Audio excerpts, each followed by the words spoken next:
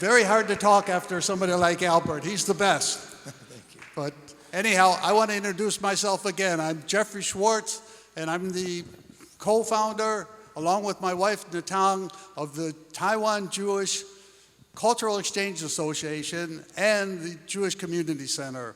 And we decided many years ago that we were going to build a Jewish community here in the small island of Taiwan.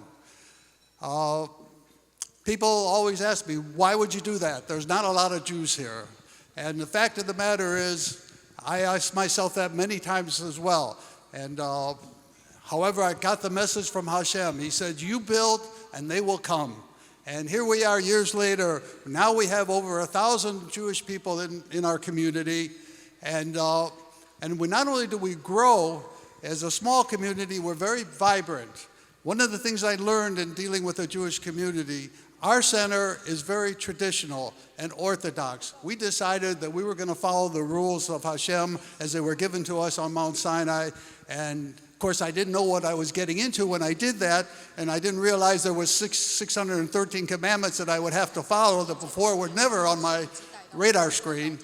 But nonetheless, that was the decision we made.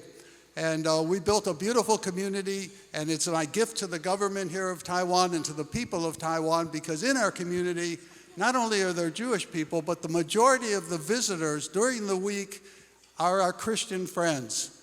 And what I've learned during that period of time, before I had any understanding of Christianity, is that the love and the feeling and the warmth that I felt toward us Jewish people from the Christian people was beyond anything that I could have imagined. In fact,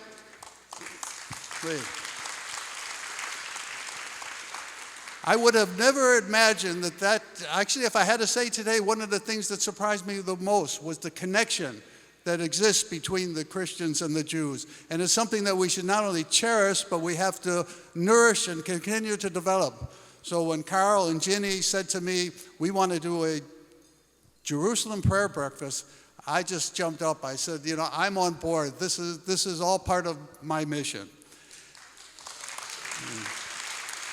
Now, I do have to say, also in our Jewish community, we are a very diverse group. We're not a lot of people, but we're very vibrant.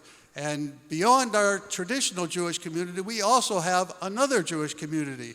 There's a table here from another group of Jewish people that have a different set of mitzvot that they follow, a different set of observance, but nonetheless, they're Jewish people doing Jewish things in our country of Taiwan. And to me, a Jewish person, regardless of how he observes, regardless how his customs that he has, is a Jew, is a Jew, is a Jew. And in his heart, we're all the same. So we, as different communities, our rules and regulations are so dramatically different, but we are friends, we are a part. In fact, their community has been around for over 40 years, maybe close to 50 years. And the fact that they're still here is a testament to the Jewish people. We're hard guests to invite to leave. You know, we're here for eternity. And then lastly, while I have the floor, I'd like to share a little story that I learned just recently. My wife, who just recently passed away, whenever I would say to her, she's an angel. And I did all the time because she was an angel to me. And every time I said it, I got a look on her face that she was very disappointed for me saying so. She would shake her head and say, Jeffrey, Jeffrey, Jeffrey, you still don't understand me. And I never knew exactly what she meant. So I just came back from Jerusalem a week or two ago, and I asked some very senior rabbis, what did my wife mean when I gave her the compliment that she's an angel? And again, just like my wife, he said, Jeffrey, Jeffrey, Jeffrey, you really don't understand. I said, Rabbi, please tell me. He said, angels, they're like robots, they're bots. They take the command of God and pass it on to the humans in the ground or to whatever. They follow whatever they've been told to do. Why do angels love humans? Because humans are different from the angel. We have a free will. We have the ability to make a decision, to decide to do a mitzvah or to do a sin, to do something good or to do something bad. The robots don't, or the angels don't have that.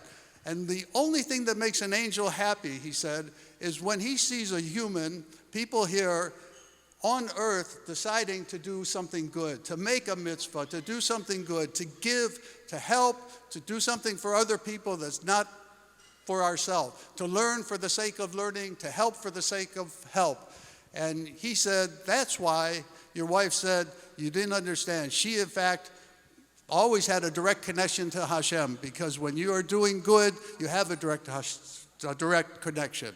And therefore, the robots or the angels in heaven, what makes them happy is when we all make the decision to do something right. And I think the heavens today are going to be smiling on every one of us here, because we have a group of over 400 people that are all together, all deciding to do the right thing for Israel, for the Christians, for the Jews, for the world.